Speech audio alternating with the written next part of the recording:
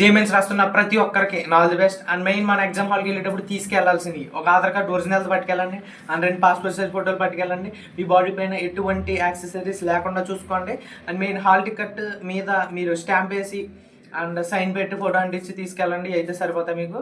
And next 2 years కష్టపడి నా ఈ రోజు అయితే వచ్చింది 3 hours ఉంటుంది. లైట్ తీసుకోకండి, అలాంటి స్ట్రెస్ తీసుకోకండి. మీరు ఎగ్జామ్ హాల్కి వెళ్ళేటప్పుడు చుట్టూ ఉన్న వాళ్ళందరూ మేధావుల కింద అంటారు, కానీ ఎవరి దగ్గర ఏముండదు. మీరు ఒక్కరే చదివారు, మీరు వెళ్ళడం, మీ మానిటర్ దగ్గర కూర్చోవడం, మీ 3 గంటల ఎగ్జామ్ నీట్గా రాయడం, అది పెట్టుకోండి ఏమన్నది. అండ్ నెక్స్ట్ మీరు స్టార్ట్ చేయగానే మీకు 10 bits 20 bits చేయగానే మీకు రావట్లేదు అనుకోండి, కంగారు పడకండి. మీకు ఇంకా చాలా బిట్స్ ఉన్నాయి కదా, మీరు చేయొచ్చు. ఇంకా టైం కూడా ఎక్కువ ఉంటుంది మెయిన్స్లో. అండ్ మీరు ఎగ్జామ్ ఎంత కాన్ఫిడెంట్గా రాస్తే మీరు అంత బాగా రాయగలరు. మీకు ఆ లాస్ట్ అరగంట మీకు ఆ కంగారు వల్ల అనుకోకుండా చాలా బిట్స్ పెట్టేస్తారు, మీకు అన్ని కరెక్ట్ కింద ఉంటాయి. కానీ లాస్ట్ వచ్చేటప్పటికి చాలా తప్పులు అయిపోతాయి. మెయిన్స్లో మీకు ఏంటంటే 10 బిట్లు వస్తే 10 బిట్లు పెట్టొచ్చేది, 20 బిట్లు వస్తే 20 బిట్లు పెట్టొచ్చేది.